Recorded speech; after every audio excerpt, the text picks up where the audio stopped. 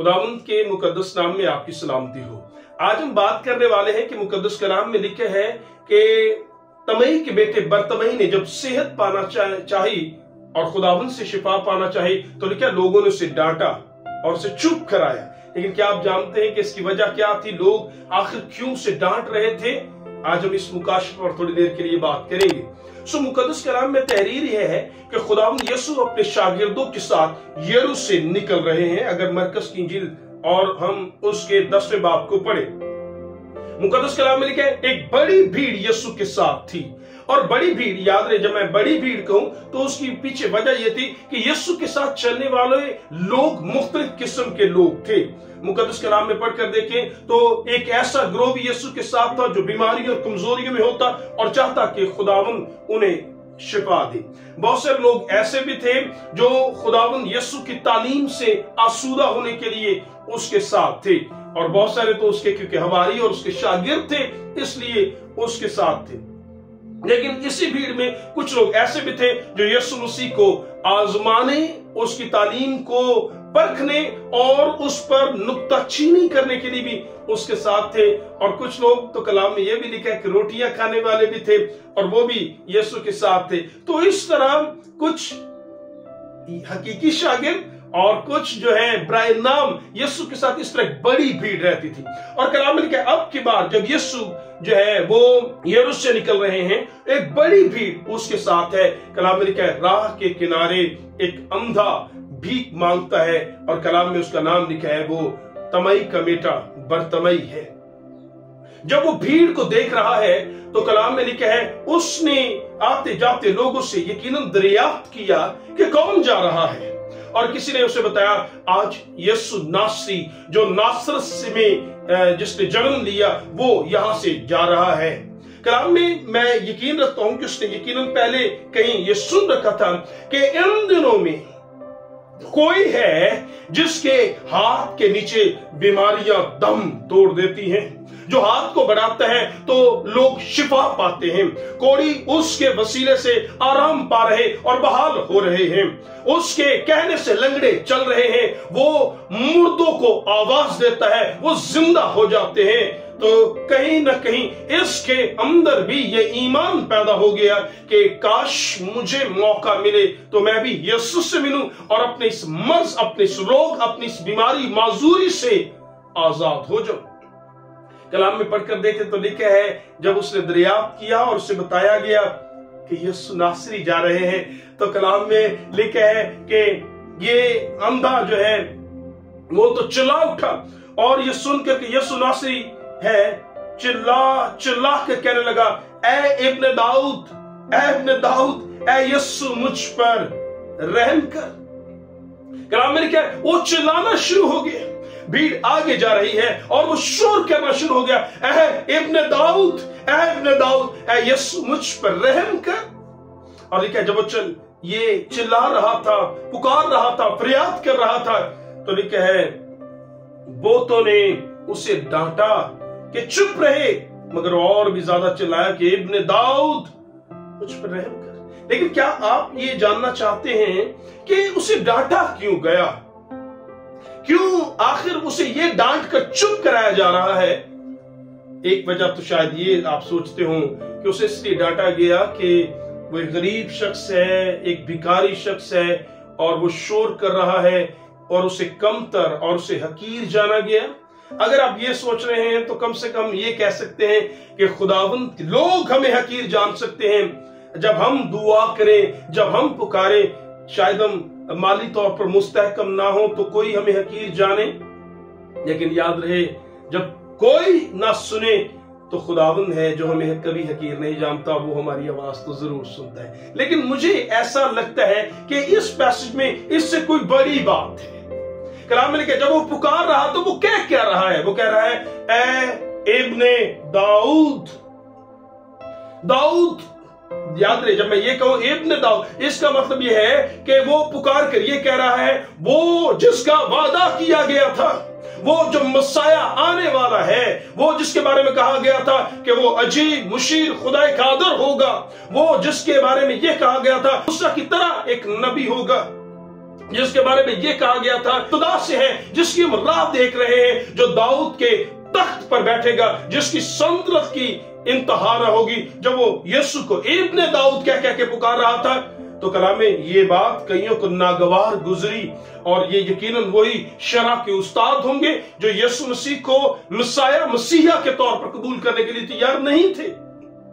आपको याद है जब खुदावंद यीशु मसीह शाहाना तौर पर दाखिल हो रहे थे और लोग कह रहे थे अब मुबारक है दाऊद की बादशाही जो आ रही है, तो कलाम में लिखा तब भी तो लोगों ने यीशु के बारे से यही कहा कि लोगों को चुप कराए। क्यों? वजह यह है वो यीशु को मसीहा कह के पुकार रहे। तो अब यहां पर यह अंधा शख्स भी यीशु को सेवियर के तौर पर, निजात दहिंदा के तौर पर, बचाने वाले के तौर पर, दाऊद के तख्त पर बैठने वाले के तौर पर, मसीहा के तौर पर देख रहा था। और जब उसे कह रहा था कि ऐ इब्ने दाऊद, तो जब उसने ये पुकारा तो ये लोगों के लिए मुश्किल बात थी। लोग यीशु को ईमानदार तस्लीम कर सकते थे, उस्ताद तस्लीम कर सकते थे, लेकिन शरह के मौलम उसे वो मसीहा कबूल करने के लिए तैयार नहीं थे जिसकी वो राह देख रहे थे, जिसकी तालीम वो दे रहे थे कि वो आने वाला है, लेकिन वो हकीकत में उनके दरमियान। और यही तो अंधे फकीर ने कहा, उसने कहा तू इब्ने दाऊद है, तू बचाने वाला है, तू खुदावंद है, तू तख्त पर बैठने वाला है, तेरी बात सही है।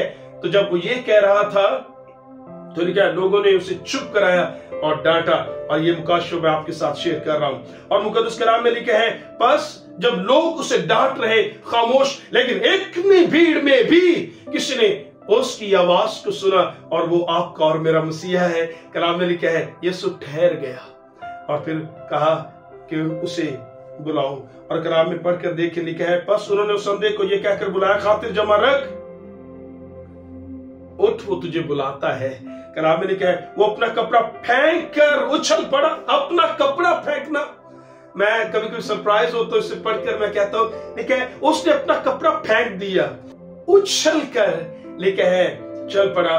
और मैं ये सोचता हूं कि जब उसने वो कपड़ा फेंका होगा, गालबन ये वही कपड़ा है जिसे वो बिछाता और जिस पर बैठकर वो भीख मांगता था।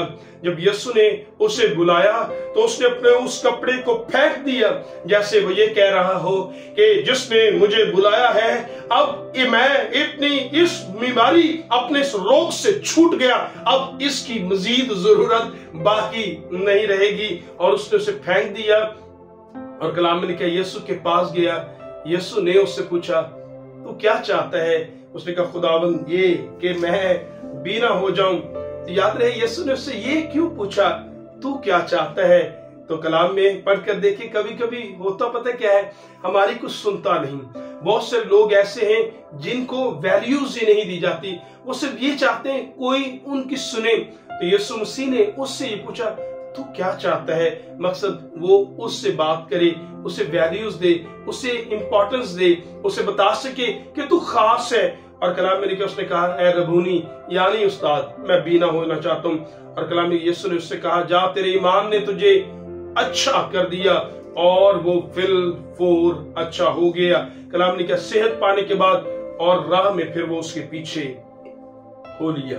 ये छोटा सा पैसेज जहां पर हम एक अंधे की शिफा को देखते हैं, आपके लिए और मेरे लिए बहुत सारे पैगाम जो है वो इसमें पिन्हा है, छुपे हुए हैं। इसमें एक बात जो मैं सोचता हूं जो दूसरों को हम बता सकते हैं वो ये है, कलाम में लिखा है कि अंधे ने पुकारा, और एक बार नहीं, कलाम में लिखा है वो बार बार ये कहता रहा ऐ इब्ने दाऊद मुझ पर रहम कर। क्या हमने मुकद्दस कलाम में से इस तालीम को नहीं पढ़ा? मांगो ताकि तुम्हें दिया जाए, मांगते रहो, मांग नहीं मांगो तो तुम्हें दिया जाएगा। हमें हर रोज खुदा के हुजूर अपनी दरख्वास्त रखनी चाहिए, और खुदा यीशु मसीह ने तो हमें सिखाया भी कि बस दुआ करते रहना और हिम्मत ना हारना चाहिए। और हमें एक तमसील दी, एक मिसाल दी, एक काजी और एक बेवा की, और कलाम में लिखा आखिरकार वो बेइंसाफ काजी उस बेवा का इंसाफ करते हैं। सो यहाँ से एक सबक जो हम ये सीखते हैं, एक लेसन हमारे लिए ये है कि हमें मांगते रहना है और बार बार खुदा की हुजूर दरख्वास्त करनी है। एक और हम इसमें से लेसन ले सकते हैं, तो ये है कि कलाम में लिखा है लोगों ने उसे डांटा और उसे चुप कराया। आपकी और मेरी जो खुदावंद के साथ गुर्बत और रफ़ाकत है, हम जो पाने जा रहे हैं, اس میں کوئی انسان بھی رکاوٹ ہو سکتا ہے، ابلیس کسی کو استعمال کر سکتا ہے تاکہ ہم خداوند تک پہنچ نہ پائیں اور اس حقیقی شفا اور اس نجات سے ہم محروم رہ جائیں۔ سو پکاریں اور جو ہے مسلسل پکاریں، اور رکاوٹ کی وجہ سے جب ہمیں خاموش کیا جائے، جب ہمیں خاموش کرا کر خداوند سے دور کرنے کی کوشش کی جا رہی ہو، تو کانشس ہو جائیں، بیدار ہو جائیں، تیار ہو جائیں اور مقابلہ کیجئے دعا کے ساتھ، کلام کے ساتھ، خداوند کے حضور ٹھہر کے، تاکہ ہم اور پھر ایک اور لیسن بھی میں سوچتا ہوں کہ رکاوٹ پر غالب تو ہمیں آنا ہی آنا ہے، پھر ایک اور موقع ملے اسے ضائع نہ کیجئے گا۔ کلام میں پڑھ کر دیکھیں، لکھا ہے جب اس نے یہ جانا کہ یسوع جا رہا ہے، وہ چلایا اور بار بار کلام میں لکھا چلایا کہ یہ موقع ملا ہے تاکہ اس میں شفا پائیں۔ اگلی بار شاید موقع ملے نہ ملے، وقت ہو نہ ہو، کل کی بابت گمنڈ نہ کر، کیونکہ تو نہیں جانتا ایک ہی دن میں کیا ہو جائے گا۔ جب موقع ملے تو اسے ضائع نہ کیجیے گا پلیز۔ آپ اور میں یہ سمجھتے ہیں کہ مقدس کلام پڑھ کر دیکھیں، جب وقت نکل جائے تو پھر ہاتھ نہیں آئے گا۔ یسوع کے ساتھ بھی یہی ہوا، آسمان سے جب من برستا تھا تو آپ جانتے ہیں کہ وہ اگر من صبح سویرے بٹور لیا جائے تو ٹھیک، ورنہ سورج نکلتے ہی من جو ہے وہ ضائع مطلب پھر سے ڈسپیئر ہو جاتا تھا، غائب ہو جاتا تھا اور پھر نظر نہیں آتا تھا، پگھل جاتا تھا۔ آپ اور میں سمجھ جائیں، جب موقع ملے اس وقت کا استعمال کریں اور اس سے فائدہ اٹھائیں۔ اور مقدس کلام کے مطابق اس اندھے نے نہ صرف خداوند سے صحت پائی بلکہ پھر اس کے پیچھے ہو لیا۔ جب خداوند سے پائیں تو پھر اس کے ساتھ کنیکٹ ہو جائیں، اس کے ساتھ جڑے رہیں، کیونکہ جو ڈالی اس میں قائم رہتی ہے وہی بہت سارا پھل لاتی ہے، اور جو اس میں قائم نہیں رہتی وہ کاٹی اور آگ میں جھونک دی جاتی ہے۔ کاش آپ اور میں اندھے برتمئی سے یہ بات سیکھ لیں کہ بار بار پکاریں اور موقع کا فائدہ اٹھائیں، اور پھر ایمان کے ساتھ اس کی طرف جائیں اور اسے کہیں، اے خداوند میں جانتا ہوں تو مجھے شفا دے سکتا ہے۔ اور اگر ہم کسی بیماری، کمزوری میں مبتلا ہوں یا کسی کو دلاسا دیں تو اسے کہیں، خداوند کی نظر میں کوئی بھی حقیر نہیں۔ اس اندھے نے پکارا، لوگوں نے ڈانٹا، لیکن یسوع اس بھیڑ میں بھی رک گیا تاکہ اس کی سنیں۔ ہم چاہے دنیا میں کروڑوں لوگ کیوں نہ ہوں، جب ہم پکارتے ہیں تو خداوند ٹھہر جاتا ہے تاکہ ہماری سنیں۔ خداوند اپنے کلام کے سب سے ہمیں بڑی برکت دے۔